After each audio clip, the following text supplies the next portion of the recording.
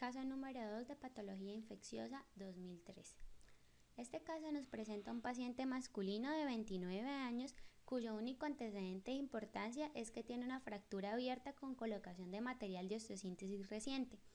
Este paciente se presenta con un cuadro clínico de 2 días de evolución, el cual se caracteriza por fiebre, escalofríos y síntomas urinarios como oliguria. Al examen físico de este paciente encontramos que tiene una frecuencia cardíaca de 107 latidos por minuto, frecuencia respiratoria de 28 respiraciones por minuto, tensión arterial de 90-40 y temperatura de 40 grados centígrados. Entonces podemos pensar que este examen físico es compatible con el diagnóstico de SIRS o síndrome de respuesta inflamatoria sistémica, ya que tiene una frecuencia cardíaca mayor a 90, frecuencia respiratoria mayor a 20 y una temperatura mayor a 38.3. Dado que tenemos el diagnóstico de síndrome de respuesta inflamatoria sistémica, es necesario entonces pensar el porqué de este síndrome o de este SIRS. Por lo tanto, nos remitimos al antecedente de fractura abierta y colocación de material de osteosíntesis, el cual se le toma un cultivo de secreción ósea y a su vez se le ordena al paciente realizar 3 hemocultivos seriados, dando como resultado ambas pruebas positivas para Pseudomonas aeruginosa.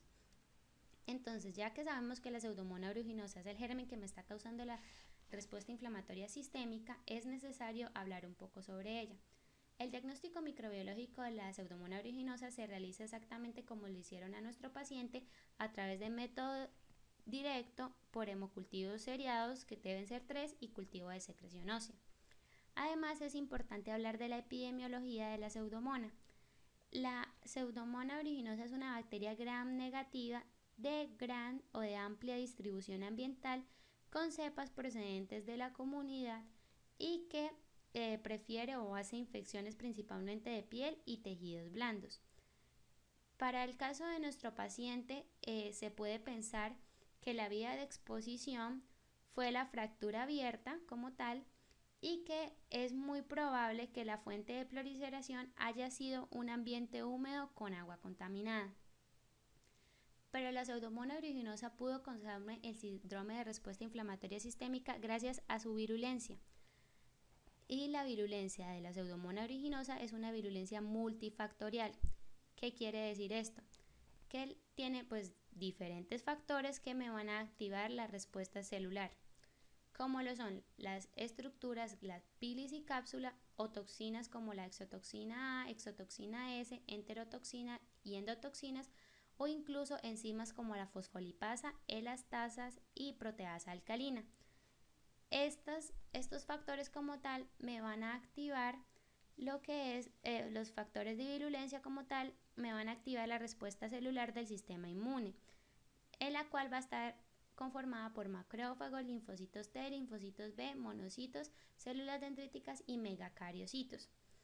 Y estos me van a inducir o a producir la respuesta humoral con citoquinas proinflamatorias como el factor de necrosis tumoral alfa, interferón gamma, interleuquina 1 beta, interleuquina 6, interleuquina 12, factor inhibidor de migración de macrófagos y el complemento. Entonces, estas quimioquinas o quimiosinas son las que me van a explicar lo que estábamos hablando ahorita, que es el diagnóstico de síndrome de respuesta inflamatoria sistémica. Ahora, si recordamos, dijimos que el cultivo de secreción ósea dio positivo para la Pseudomonas aeruginosa, por lo cual se hace el diagnóstico de osteomielitis.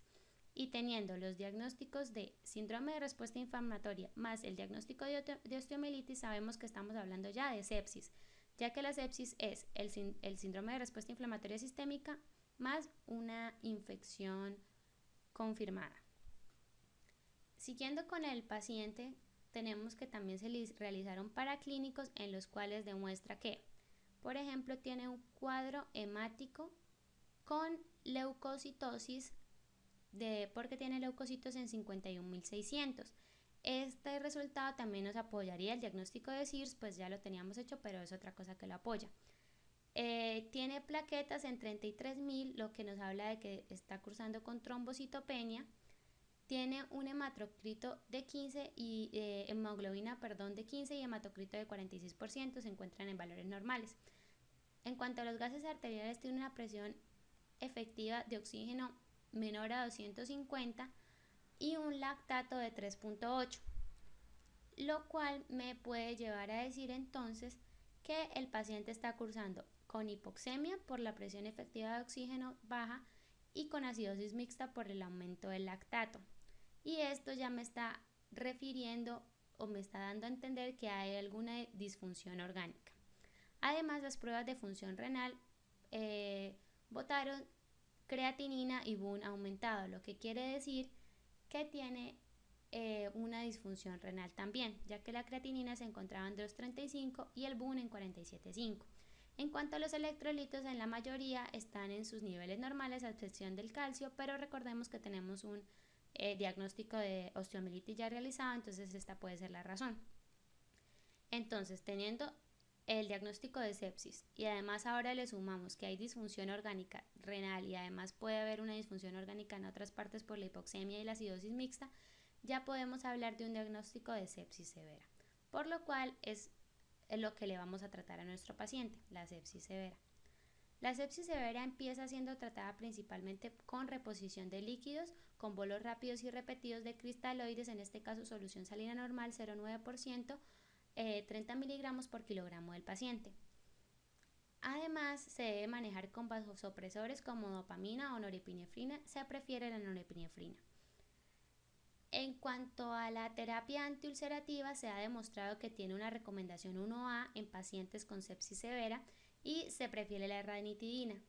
También se realiza profilaxis antitrombótica con heparina de bajo peso molecular o heparina no fraccionada. No han demostrado diferencias entre ellas dos en cuanto a la disminución de morbimortalidad en pacientes con sepsis severa. Es muy importante también realizar el control del foco, que en este caso se hace principalmente con drenaje. Y por último, para nuestro paciente como tal, en este caso, se le debe dar de los hemoderivados solamente plaquetas porque está cursando con una trombocitopenia. Pero los niveles de hematocrito se encuentran bien y los de hemoglobina también. En cuanto a la terapia antibiótica, nos debemos retomar o volver de nuevo a hablar de la Pseudomonas aeruginosa, ya que a ella se le hicieron estudios a nuestra Pseudomonas aeruginosa y nos dio que era sensible a cefepime y piperacilina tazobactam. Tenía sensibilidad intermedia para micacina y era totalmente resistente para imipenem, meropenem y ciprofloxacina. Estos resultados nos llevaron entonces a eliminar el uso de fluoroquilononas o de carbapénicos en el tratamiento, aunque estos son muy bien referenciados para el tratamiento de la Pseudomonas aeruginosa, pero dado que esta Pseudomonas aeruginosa en este caso ha sido resistente para 2 carbapénicos y para una fluoroquinolona, entonces no los tuvimos en cuenta en el momento del tratamiento. La micacina, como solamente refleja una sensibilidad intermedia a esta pseudomona, pues tampoco se tomó en cuenta para el tratamiento. En cambio, sí se tomó en cuenta tanto el cefepime como la piperacilina tazobactam. ¿Qué sucede? En los archivos que se revisaron, en los artículos que se revisaron, también recomendaban el uso de cefalosporinas de tercera generación como la ceftazidime, pero se encontró que el cefepime, que es una cefalosporina de cuarta generación, es superior frente a las cefalosporinas de tercera generación, ya que posee una mayor capacidad para penetrar la membrana externa de la célula bacteriana y tiene una menor tasa de hidrólisis por beta-lactamasas. Pues esto se debe a que el cefepime, además de unirse a las proteínas de unión a la penicilina, o sea, las PUB3, que son a las mismas que se unen a las cefalosporinas de tercera generación, el cefepime además se une a las PUP2. Entonces esto le da como una mayor probabilidad y un mayor rango de acción. Por eso hace que algunas pseudomonas aeruginosas o algunos gérmenes como tal que son resistentes a las cefalosporinas de tercera generación sean sensibles a cefepime.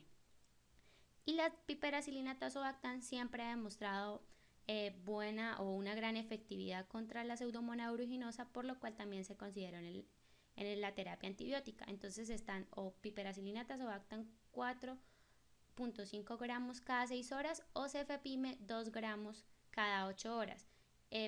Si fuese nuestra escogencia, preferiríamos el cefepime, ya que al tener que consumir menos veces al día la dosis, entonces hay una mayor adherencia al tratamiento y una más fácil resolución del problema.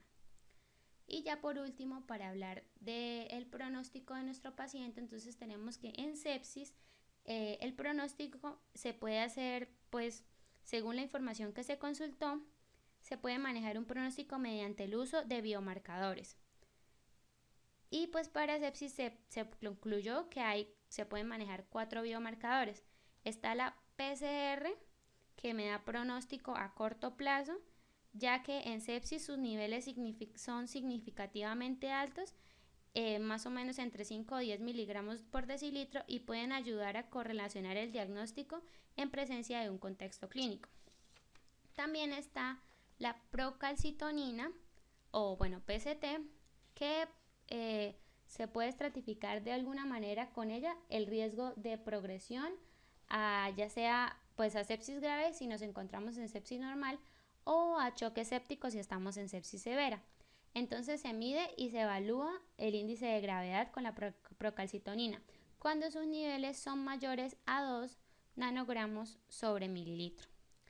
Y por último están el dímero D y el factor inhibidor de migración de macrófagos, los cuales por ejemplo, cuando el dímero D está aumentado en más de 500 nanogramos sobre mililitro, pueden ayudar como factores de predicción de mortalidad.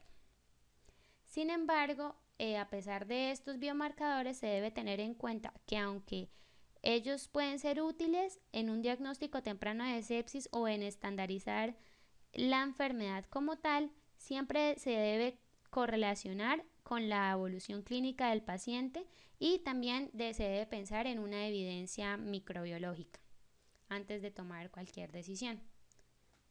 Y ya pues este fue el caso número 2 de sepsis severa. Gracias.